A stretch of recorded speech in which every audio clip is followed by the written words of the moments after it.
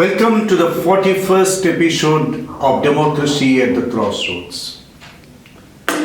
Last week, our subject of discussion was Ram Mandir at Ayodhya, a political project for the ruling BJP. Some of my friends told me that my brand of Nehruvian pseudo-secularism was rightly rebuffed by President Rajendra Prasad in the 1950s. Despite Prime Minister Nehru's objections, President Prasad had gone ahead and presided over the inauguration of a rebuilt Somnath temple in Gujarat. My friends say that if President Prasad could inaugurate the Somnath temple with fanfare, why should we find fault with Prime Minister Modi doing the same in Ayodhya? My friends argue that Rajendra Prasad was not a majority communal leader.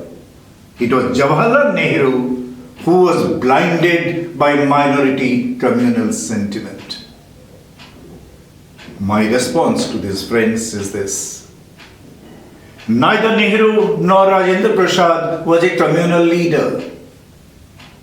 Their respective positions were in response to a given situation. Let's not forget, the proposal to rebuild the ravaged Somnath temple was mooted by Home Minister Vallabhbhai Patel and was endorsed by the Nehru cabinet in 1947 itself. When Sardar Patel discussed the project with Mahatma Gandhi, Gandhiji, the quintessential secularist, advised that Somnath temple must be rebuilt, but it must not be rebuilt at government expense. The public should take up the tab. Accordingly, Sardar Patel, the true Gandhian, issued an appeal for donations, and a large amount of donation flowed in for the project. Unfortunately, Sardar Patel died before the Somnath project was completed. After Sardar Patel's death in 1950, K. Munshi, a cabinet minister in the Nehru government, oversaw the completion of the Somnath temple reconstruction. It was when Minister Munshi made a big hype about the temple as the embodiment of Hindu aspirations and a fitting rebuff to Muslim invaders that the Prime Minister Nehru had cautioned that Somnath project must not end up being a project for Hindu revivalism. Yes, Nehru wanted the inauguration to be a low-key affair, an occasion for invoking Hindu religious piety, not to flaunt aggressive religious assertion, not to heap up sentiment against minority Muslims. So Nehru was not anti-Hindu, as is often made out by the saffron establishment. He believed Hindus, as the majority community, had a special responsibility in a democracy. They must not do anything that made the minority communities feel insecure. Nehru's letter to President Prasad had just cautioned that being the first citizen of the country, the president should avoid involvement in a high-profile, communally surcharged temple inauguration, especially as it was happening in the aftermath of the large-scale communal conflagration during the partition. So Nehru was not against religion per se. Like a classical liberal, he believed religion was a personal choice. But again, as a liberal, he wished that public functionaries, more so constitutional functionaries, should avoid a public display of their religious faith in a communally sensitive atmosphere. With this perspective, Nehru had advised Prasad to stay away from the function.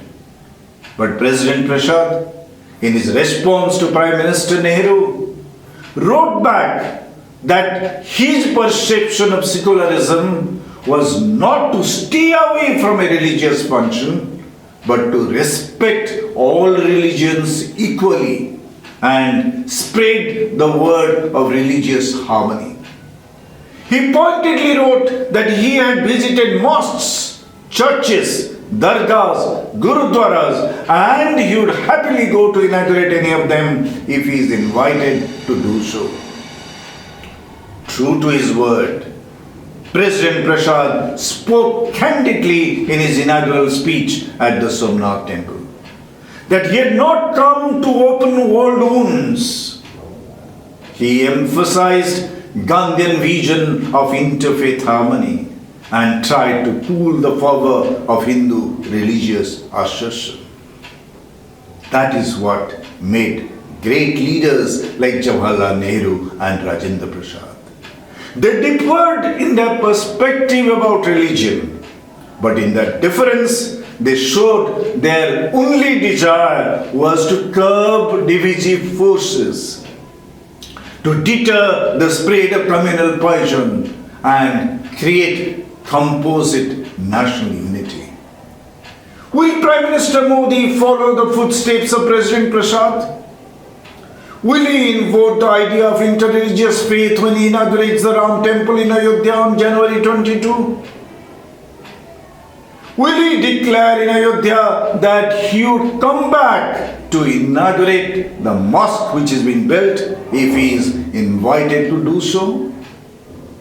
I have my doubts.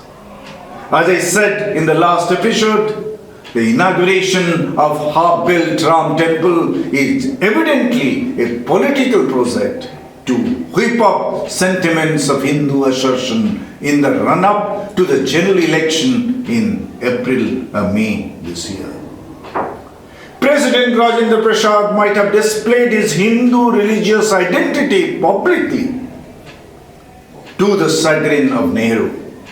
But President Prasad had no hesitation in wearing a cap and other insignia in a Muslim congregation.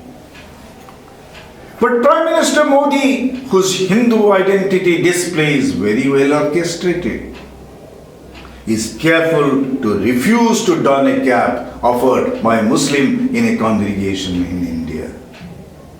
It's because his party's identity politics is based on the majority communal assertion. That's why I believe January 22 inauguration of Ram temple in Ayodhya by Prime Minister Modi will not invoke the same spirit that the inauguration of Somnath temple by President Prasad had invoked 72 years ago. I'd be happy if I am proved wrong. Thank you.